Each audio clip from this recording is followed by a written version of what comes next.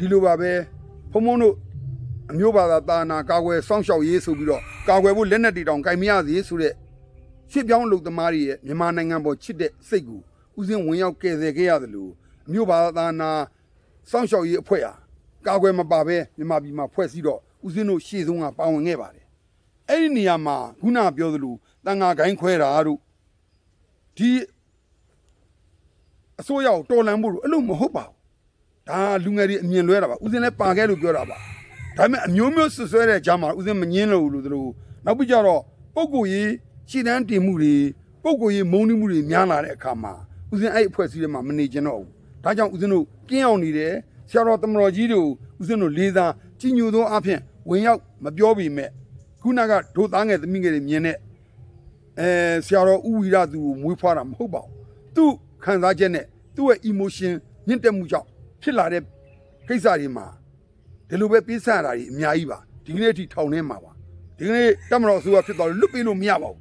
သူ့ရဲ့ဥပဒေနဲ့အညီသွားတဲ့အရာတွေသွားနေကြတာပါပဲဒါတွေကိုအရှင်များဘယ်ဘက်ကပါမလဲဘယ်ဘက်ကမှမပါပြရသေးနဲ့ဆရာတော်တွေရဲ့ပညာဉာဏ်သူ့ရဲ့တော်တဲ့အရေးချင်းတွေအချက်တွေကိုဦးဇင်းတို့မမိနိုင်တာတွေအများကြီးပါကောင်းပြီဒီလိုပဲဦးဇင်းကအကုန်လုံးတစ်ခုနဲ့တစ်ခုဖတ်ပြနေမယ်ဆိုရင်88ကာလအုပ်ချုပ်လာတဲ့စေအုပ်ချုပ်ရေးထဲမှာအမျိုးဘာသာတာနာယနေ့အမျိုးဘာသာနာဘာကြောင့်ပျက်စီးလာလဲဘာကြောင့်ယနေ့အစိုးရအမျိုးဘာသာနာပြည့်ရပါတယ်လို့ဆွဆွဲပြောဆိုကြမှာပြုလုပ်နေပါလဲဗျာတဲ့တကယ်တော့လေစေအုပ်ချုပ်ရေးပဲပြောအမျိုးသားဒီမိုကရေစီအဖွဲ့ချုပ်ပဲတက်တယ်ဆိုနိုင်ငံအာဏာလိုချင်တဲ့လူတိုင်းကအမျိုးဘာသာတာနာကိုအသုံးချကြတာပါပဲဟုတ်ပြီစစ်အစိုးရကအမျိုးဘာသာတာနာကိုစောင့်ရှောက်ချင်ပါတယ်လို့ပြောပြီးတော့ဘင်္ဂလီတွေသွင်းမယ်လို့ပြောတာလေသူတို့ပဲပြောချင်တာကတော့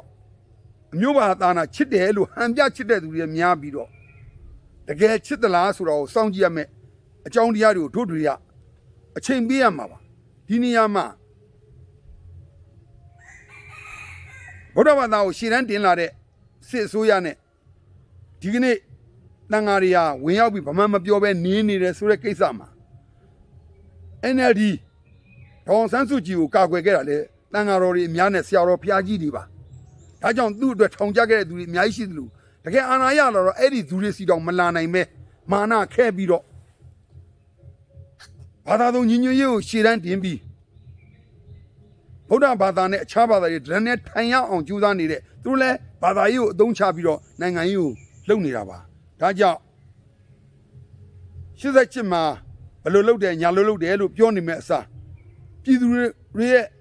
ယနေ့စစ်တပ်ရဲ့ပြည်သူ့ဘောရန်သူဘက်ဆက်ဆံနေခြင်းပြည်ပိုင်ပစ္စည်းများကိုအတင်းလူယူနေခြင်းစိတ်ရှိလို့ပြည်မှုဆက်ဆံညာဘယ်လိုသုံးသပ်မလဲဗျာတဲ့ဒါကတော့ရှင်းပါတယ်စစ်ဦးဘလူးဆိုတဲ့အတိုင်းပဲသူတို့ငတ်လို့လူတာတွေရှိမှာပေါ့အဲ့ဒါမှန်လားမမှန်ဘူးရုံမာတဲ့သူတွေဟာအထက်နိုင်ငံတော့ခေါင်းဆောင်တွေက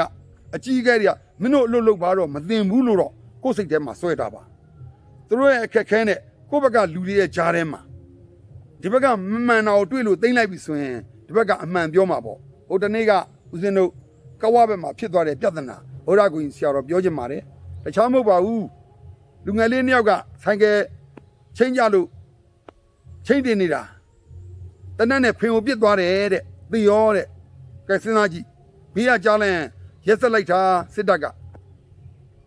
တနက်နဲ့ဖင်ပြစ်တယ်လို့ပြောရမှာတကယ်တော့ချင်းကြတယ်ဆိုတာစပိန်စီးတာမဟုတ်ဘူးဆိုင်ကယ်ချင်းအဲ့လိုချပြီးတော့ဖင်လေးကုန်းတင်နေလို့မရဘူးဖင်ကုန်းနေနဲ့နေဆုံးတော့ပစိုးလေးလုံအောင်ချွတ်တာလीဖင်မူတော့ထောင်ပြီးတော့ဖင်ချွတ်ပြနေတော့ဒါဒေါသကိုအမုန်းတရားနဲ့ရောက်သွားစီတာလीအဲ့တော့တနက်နဲ့ပြစ်တတ်တယ်လို့ဖြစ်သွားတော့မှာပေါ့အများကြောက်အောင်တော့ဆိုင်ကယ်ချိတ်နေနေဆိုတာဟုတ်တယ်လို့ရှိမယ်တကယ်တော့မဟုတ်ဘူးလို့ပြောချင်တာပါဒါကြောင့်စစ်တပ်ပေါ်မှာပြည်သူတွေဆက်ဆံတာဟာစစ်ဦးဘလူးဖြစ်တဲ့အတွက်အာဏာတည်မြဲကိုရှင်းတန်းတင်ပြီးတော့အနိုင်ကျင့်လွှမ်းမိုးမှုတွေရှိနေမှာပါပဲဦးစလည်းမကျင်တတ်ဘူးပြည်သူလည်းမကျင်တတ်သင့်ဘူးတို့ဘလို့ဆက်ပြီးလုပ်မလဲမုံနေုံလေးနဲ့မရဘူးအဲ့ဒီပုံမှာဘလို့ဆက်ချီတက်မလဲဒါဦးစင်းအမြင်ပြောတာပါကောင်းပြီလက်ရှိစီတန်လုပ်နေတဲ့ပြည်သူတွေမှာဆရာဝန်တွေတော်များပါတယ်လက်ရှိအာဏာသိမ်းအစိုးရကိုအမြင့်ပြတ်ဖို့ရည်ရွယ်ချက်နဲ့ CDM လုပ်နေကြတဲ့လူကဖျားတဲ့အောင်းနိုင်မယ်ဆိုကြိုးစားပါ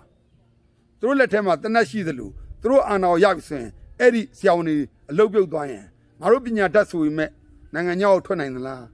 တကယ်လည်းနိုင်ငံခြားမှာထပ်ပြီးတော့ကြုံခံအောင်မလားသူတို့ရင်ထဲမှာ generation Z တွေနည်းနည်းပဲပြော generation Y နေနည်းနည်းပဲဆို generation X တွေတော့နိုင်ငံခြားမှာရောက်ပြီးတော့မြောက်ပြီးတယ်ပဲပြောမြန်မာနိုင်ငံကြီးကတော့တခုလုံးမတိုးတက်သလိုအကုန်လုံးလွင့်ပါသွားတဲ့တိုင်းရင်းသားတွေကိုဦးဇင်းတို့ဗုဒ္ဓဂုဏ်သာနာစောင့်ရှောက်ရေးအဖွဲ့ဦးဇင်းဗုဒ္ဓဂုဏ်ဆရာတော်အနေနဲ့ပဲဖြစ်မြန်မာနိုင်ငံသားတယောက်အနေနဲ့ဝမ်းနည်းပါတယ်ကြည်ခွဲပါတယ်မဖြစ်စေချင်ပါဘူးဒီလိုဆိုရင်စီရန်လုတ်တဲ့သူကိုဖမ်းတယ်ထောင်ချတယ်ဒီအချိန်မှာ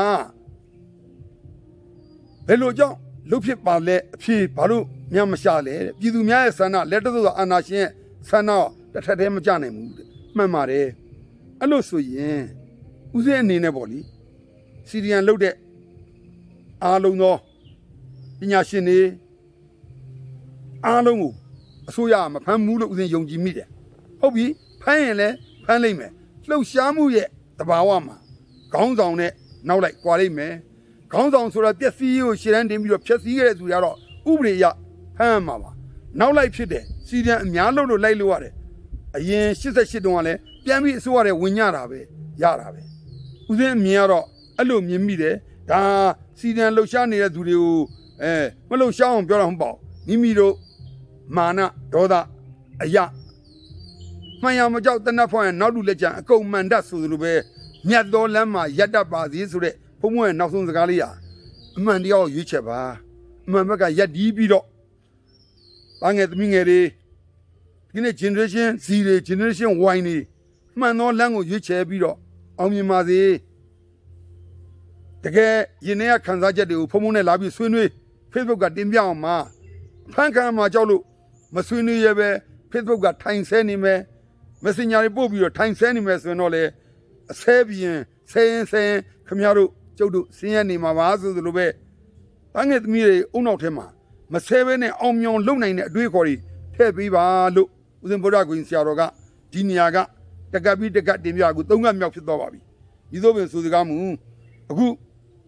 ယနေ့အချိန်ထိပညာရေးကခေါင်းမဖော်နိုင်သေးတာဘာကြောင့်လဲရှင်းတာပဲမြန်မာနိုင်ငံမှာပညာရေးမြင့်တင်မှုတွေအားနည်းချက်တွေအများကြီးရှိတယ်ခေါင်းဆောင်ကောင်းတွေကိုတင်ရမပေးခြင်းမူပညာရှင်တွေကိုဖိနှိပ်တယ်ဒါစစ်ဆိုးရမှာလည်းမဟုတ်ဘူးအာဏာကိုမမောတဲ့သူတိုင်းဖြစ်မှာပဲအေးဒါပေမဲ့အဆိုးဆုံးကတော့ကိုရဲပညာမတအပွင့်လေးအခက်ကလေးပခုံးပေါ်တင်ပြီးတော့အနိုင်ကျင့်တာပိုဆိုးတယ်ဒါကြောင့်ပညာရေးရှင်းတမ်းမရောက်ဘူးလက်နဲ့ရှိရင်ခေါင်းဆောင်ဖြစ်မယ်ဆိုမဲ့ကိုကိုင်းသားရဲ့လက်နဲ့ကလောက်လေးသာသာလောက်ဖြစ်နေပြီးနိုင်ငံခြားလက်နဲ့ဆိုတာကခလုတ်ကလေးနဲ့လည်းအောင်နဲ့တနိုင်ငံလုံးကိုပြကြအောင်လုပ်နိုင်တဲ့လက်နဲ့တွေဖြစ်နေပြီးကိုယ်နိုင်ငံထဲမှာရှိတဲ့လက်နဲ့တွေကိုတိတ်လက်ချင်းချင်းလို့မရတော့ဘူးဒီလိုပါပဲလက်ရှိကာချုပ်လဲနေရာစုံမှာစီးပွားရေးလုပ်ငန်းတွေနဲ့မတရားချမ်းသာပြီးမြန်မာနိုင်ငံကြီးဆင်းရဲတာတွေ့နေတယ်ဆိုတာဟာဆင်းရဲတဲ့သူဘက်ကကြည့်လို့ပါအလုပ်လုပ်တဲ့သူတွေနိုင်ငံခေါင်းဆောင်နေရာရတဲ့သူတွေဟာခေတ်ဆက်ဆက်မှာအာဏာနဲ့စီးပွားရှာနေတာတွေအများကြီးရှိတော့လေဦးဇင်းတို့လက်ခံနိုင်ပါတယ်ဒါပေမဲ့အဲ့ဒီအာဏာနဲ့ကိုယ်စီးပွားကိုကာကွယ်ရည်လည်းအများကြီးပါဒါဟာကိုယ်တိုင်အဲ့အာဏာရတဲ့နေရာကိုနေဘယ်လိုဖြစ်မလဲလို့တွေးကြည့်ဒီလိုပဲဒီကနေ့အမေစုခေါ်ဒေါအောင်ဆန်းစုကြည်ဟောသူအာဏာရတဲ့အခါမှာဦးဇင်းတို့အခုသတင်းအရမှန်တာမှားတာနောက်သားခွေးဖြိုးတဲ့ပြဿနာရဲ့ကြားထဲမှာဦးဇင်းတို့လည်းဒါတွေကိုမယုံမှုဆိုလဲတွေ့နေရတယ်လက်မခံမှုဆိုလဲမြင်နေရတယ်ဒီလိုဆိုရင်ခေါင်းဆောင်မဲကိုမရောက်ခင်တော့ဘလောက်ပင်ပန်းခဲ့ပြီခေါင်းဆောင်မဲကိုရောက်လာတဲ့ခါမှာအခက်အခဲတွေအများကြီးရှိတယ်ဆိုတော့သိစေခြင်းနဲ့ဒီကနေ့ NLD အစိုးရလက်ထက်မှာလည်းဖမ်းခံရတဲ့နိုင်ငံရေးခေါင်းဆောင်တွေအများကြီးပဲတော်လန်နဲ့သူမှန်သမျှကိုသူတို့အချုပ်ချတာပဲဟိုခုနကဘယ်လိုထေးအောင်တို့လိုမွတ်စလင်ထေးအောင်တို့လိုကောင်းနေအများကြီးပဲဦးထေးအောင်တို့အကုန်နိုင်ငံရေးရလူအပ်ရင်အသုံးချတာဟာအာဏာလက်ထက်ရှိရင်တော့လောက်တတ်တယ်ဆိုတာကိုတို့ generation Z တွေ generation Z တွေအနေနဲ့အားတို့ရောအဲ့လိုဖြစ်ရင်ဘယ်လိုလုပ်မလဲဆိုတဲ့အတွေးမျိုးခေါင်းဆောင်ဖြစ်ရင်ကိုယ်တကယ်ချင်းတွေခေါင်းဆောင်ဖြစ်သွားရင်ဘယ်လိုလုပ်တင်လဲဆိုအကြံလေးလူတယ်နော်ဒါလိုပဲတမတော်သားအမိတမတော်သားအဖဆိုတဲ့နေရာမှာပြည်သူသားအမိပြည်သူသားအဖဆိုတဲ့တမတော်တစ်ပေါ်ထုံးဖို့တမတော်တစ်ပေါ်ထုံးဖို့အစိုးရတစ်တရက်ကိုအလိုရှိနေကြတယ်ဆိုရင်သိကြတာတစ်ခုကတော့ဦးဇင်းဗုဒ္ဓဂုဏ်ဆရာတော်ပြောလိုပါတယ်မြန်မာနိုင်ငံမှာပထမဆုံးလုပ်ရမယ့်ဥစ္စာကအမေရိကန်နိုင်ငံလိုအခြားနိုင်ငံတွေလိုအဆင့်မြင့်ကတ်ကလေးတွေလိုနေပြီအဲ့ဒါဘာလဲဆိုတော့မှတ်ပုံတင်ကတ်ပါမြန်မာနိုင်ငံမှာမှတ်ပုံတင်ကတ်ကိုအခုကားမောင်းတဲ့ driver license တောင် အဲ့လိုကတ်နဲ့ရနေပြီဘန်တွေကသိမ်းပေါင်းထောင်ချီနေတဲ့ငွေတောင်အဲ့ဒီကက်ကလေးထဲမှာထည့်ပြီးတော့သုံးလို့ထုတ်လို့ရနေပြီခမရတို့ဘွားကျုပ်တို့ဘွားသိမ်းထောင်ချီတောင်မတန်တဲ့သူတွေအများကြီးပါဒီလိုဆိုရင်မြန်မာနိုင်ငံသားတွေအနေနဲ့စမတ်ကတ်တွေနဲ့ရက်တီဖို့လိုပြီအဲ့ဒီစမတ်ကတ်ထဲမှာဘယ်မှာနေတော့ခိုးခဲ့တယ်ဘယ်တော့ဆိုင်ကယ်မောက်ခဲ့တယ်ဘယ်တော့တက်ခဲ့သူ့ရဲ့တမိုင်းကြောင်တစ်ခုလုံးကွန်ပျူတာနဲ့ထိန်းချုပ်လိုက်တဲ့အခါမှာဟိုကုမ္ပဏီကလည်းဒီကောင်ဝန်ထမ်းခန့်တော့မှဆိုရွေးချယ်လိုက်သူကထိုးတယ်သူ့တမိုင်းကြောင်ပါလာသလိုမြန်မာနိုင်ငံမှာမြန်မာလူမျိုးတိုင်းရင်းသားအကုန်လုံးဖခင်နာမည်အစလှုပ်လို့ရတဲ့မှတ်ပုံတင်ကတ်တီဘာကြောင့်မထွက်သေးလဲအရင်စဉ်းစားအဲ့လိုမှတ်ပုံတင်ကတ်တီနဲ့ကိုလူမျိုးတွေအားလုံးညီညွတ်ပြီးတော့ကိုတိုင်းရင်းသားတွေညီညွတ်ပြီးနောက်ထပ်လူသားမတိုးတော့ဘူးကတ်သခိုးတွေမလာတော့ဘူးခုနလိုပဲ38လမ်း36လမ်းနေရမှတ်ပုံတင်ဌာနတွေပါဆိုလိုပဲပန်းရောင်ကတ်အတုတွေဟိုစိမ်းရောင်ခောက်ချိုးခက်ကလည်းအတုတွေဘာသာကြားတွေခိုးဝင်နေတဲ့ခေတ်ထဲမှာ white ကတ်တွေရောအမျိုးမျိုးအဲ့ဓာတွေကိုဘယ်လိုကာကွယ်ကြမလဲဆိုသလိုပဲဒီကနေ့စစ်မှုမထမ်းမနေရသားငယ်သမီးငယ်ဒီ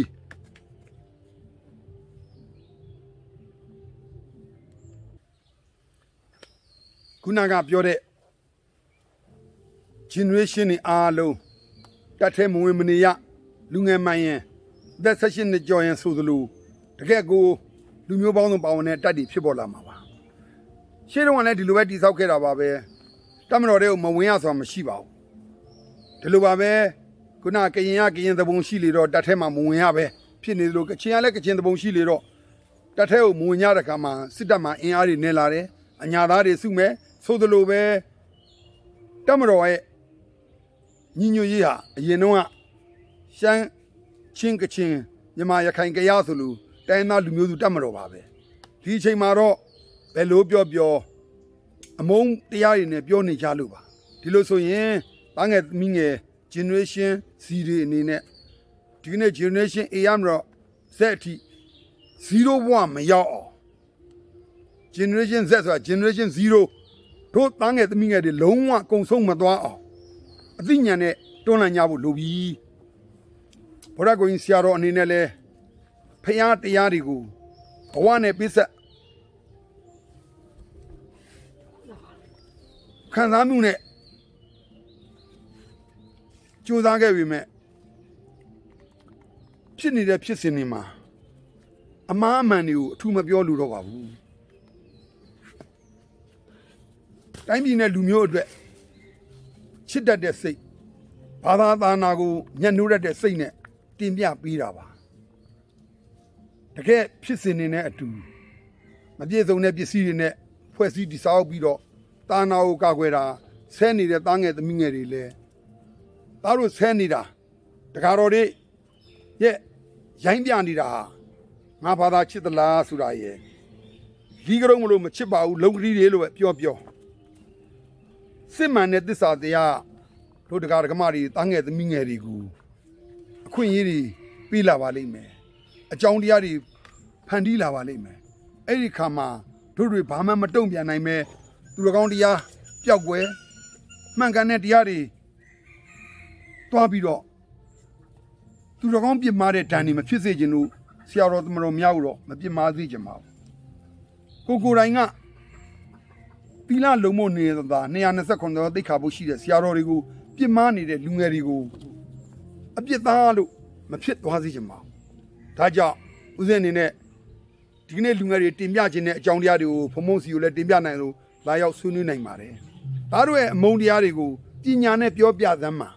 ဒီကနေ့တတ်မတော်ခေါင်းဆောင်တွေပဲဖြစ်ဖြစ်ဒီကနေ့နိုင်ငံခေါင်းဆောင်တွေကြားသိနေမှာပါခုနလိုအဖမ်းခံမှာကြောက်တယ်ဆိုရင်ဘုရားကိုရင်ဆရာလဲလူပါပဲယဟန်ဆိုတော့ညာလဲဦးစင်းလဲဥပဒေအရရင်ဆိုင်ရရင်အများနဲ့ကြိုင်နဲ့အများနဲ့ဆိုင်တဲ့ဥပဒေတိုင်းသွားရမှာပါကိုယ့်ဘက်ကမှန်မှန်မှုဆိုရင်တော့ခံရမှာပါမှန်တယ်ဆိုတော့လဲခံရစရာရှိရင်ဝိနဲ့ကြမှာမလွတ်တာလို့ခံရင်လဲကျင့်တတ်မှာပါဒါပေမဲ့ကိုယ့်ရဲ့နှလုံးသားကြောင့်ကိုယ့်ပြည်သူတွေမဆုံးရှုံးစေချင်ဘူးကိုယ့်နိုင်ငံသားတွေမသိစေချင်ဘူးကိုယ့်ရဲ့မျိုးဆက်သစ်တွေငြိမ်းချမ်းစေချင်တယ်အောင်မြင်စေချင်တယ်မျိုးချစ်စိတ်ကိုအကြောင်းပြ နိုင်ငံတော်တိုးတက်ရေးကိုအကြောင်းပြလူငယ်တွေကြိုးစားနေကြတယ်ဆိုရင်ဝမ်းသာရမှာဖြစ်ပေမဲ့အရင်ခံနေရတဲ့သားငယ်သမီးငယ်တွေအသက်ပေးရတာကိုနှမျောရင်းတိုးတက်သောနိုင်ငံတော်အတွက်ညံပါသောအတွေ့အခေါ်များနဲ့ရဲရင်သောနှလုံးသားဖြင့်သူများပေါ်မှာဆဲပြီးတော့အောင်နိုင်ရေးကိုမကြိုးစားပါနဲ့